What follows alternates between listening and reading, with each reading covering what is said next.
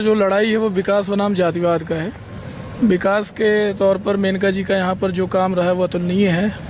उन्होंने बहुत बेहतर काम करा पूरे ज़िले के लिए, इवन शहर से लेकर गांव तक उनका जो भी अपना काम रहा है वो बेहतर रहा है। चाहे वो अच्छा थाने बनाने को लेकर हो, चाहे हॉस्पिटल बनाने को लेकर हो, चाहे रोड चौड़ीकरण का हो, चाहे नई सड़कें बनाने का हो, या फिर त्वरित कार्रवाई में जैसे कोई अपनी फरियाद लेकर आया है उस मामले में हो, तो उनका जो रिस्पांस रहा है वो बहुत ही बेहतरीन और अतुलनीय रहा है। मेरे प्यारे परिवारजनों, तो यहाँ पर लड़ाई कोई बनती नहीं है, लेकिन हाँ यही जातिवाद फैक्टर जो चल रहा है इसकी वजह से तमाम सारी चीज़ें देखने को मिलती हैं, क्योंकि कुछ आर यू कॉमेडी में अरे बहुत मनुष्य लग रहे हो, मत करो, रहने दो। मतलब बड़ा चिंतनीय विषय है कि लोग जाति को देखकर वोट करते हैं। उनको विकास से या कौन पार्टी या कौन सा सरकार मेरे लिए काम कर रहा है, उसकी क्या योजनाएं हैं, उन पे वोट ना करके जो ये चीज़ है ये लग रहा है कि इस बात से सहमत होंगे कि सेक्रेटरी जनरल एंटोनियो गुटेरेस मेरी इस बात एक सुल्तानपुर में जातिवाद ज्यादा हावी है। बिल्कुल हावी है, लेकिन धर्म के कार्ड पे जाति का कार्ड, धर्म पे नहीं, जाति पे, जाति यहाँ ज्यादा जाति पे ज्यादा चल रहा है। मेरे लाखों हाथ पैर अगले में भगवान राम यहाँ से क्या किलो 40 भगवान राम तो यहाँ से बगल में 50-60 किलोमीटर पे ही बसे हुए हैं। ठीक है, उनका यहाँ पर भव्य मंदिर बना, उसका कोई असर नहीं है, फर्क नहीं पड़ता, क्योंकि यहाँ यही तो मतलब एक दुख वाली बात है कि लोगों को विकास से उन सब चीजों से बहुत मतलब नहीं। अरे कहना क्या चाहते हो? ही रह गया है। ठीक है, अब जो मेनका दुख वाली बात है कि ये राम मंदिर यहीं 50 किलोमीटर जी। उसका प्रभाव यहाँ के लोगों पर नहीं पड़ रहा, ये दुख वाली बात है।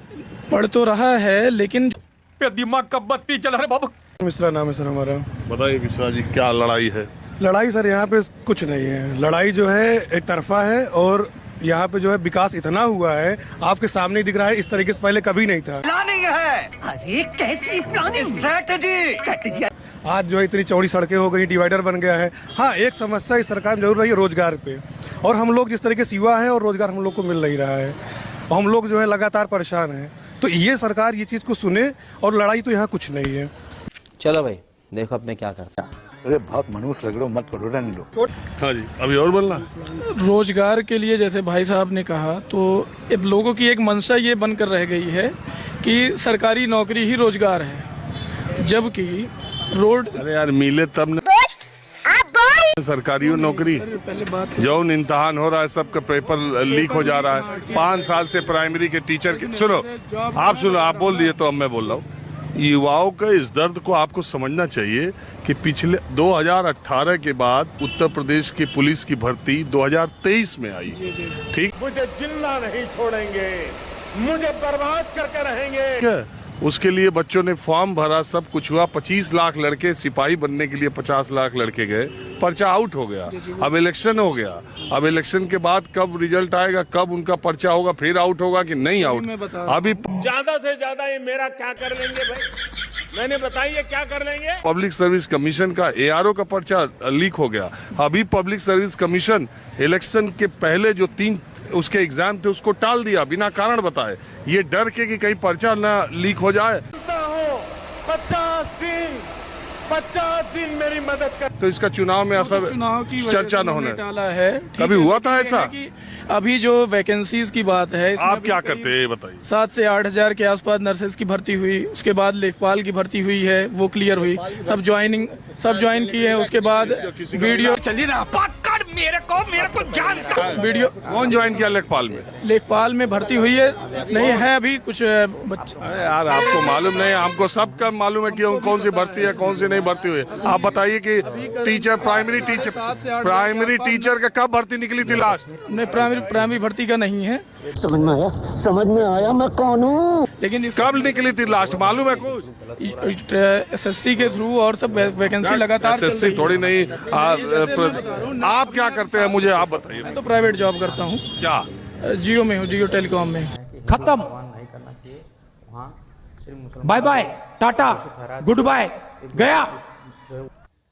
सबसे पहले मेरा आप लोग को नमस्कार। आप लोग हमारी वीडियो देख रहे हैं, इसके लिए बहुत बहुत धन्यवाद है। हम आप लोग को भागवत लोल की वीडियो दिखा रहे हैं और रिएक्शन की वीडियो है, तो आप लोग इसी तरह से अपना प्यार हमारे चैनल पे बनाए रखें।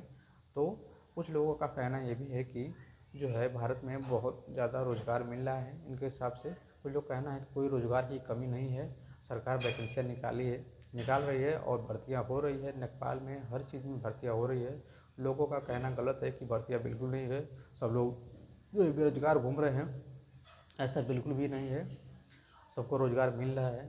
तो वहीं पे रिपोर्टर ने इनको पूरी तरह से जो है सवाल किया कि क्या आपको पता है कि 2018 के बाद कोई भर्ती निकली है, और भर्ती निकली है तो सक्सेस हुई है, वो सफल हुई है, और जो उनका पेपर लीक नहीं हुआ।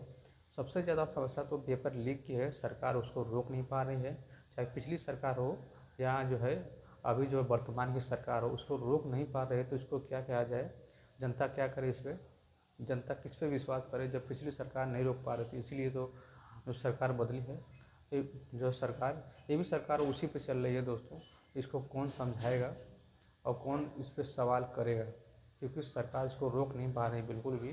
तो जनता उस पर क्या करे, क्योंकि रोज़गार तो सबसे ज़्यादा है अपने भारत में, सबसे ज़्यादा रिकॉर्ड है, सबसे ज़्यादा जो बेरोजगारी हुई है अपने भारत में।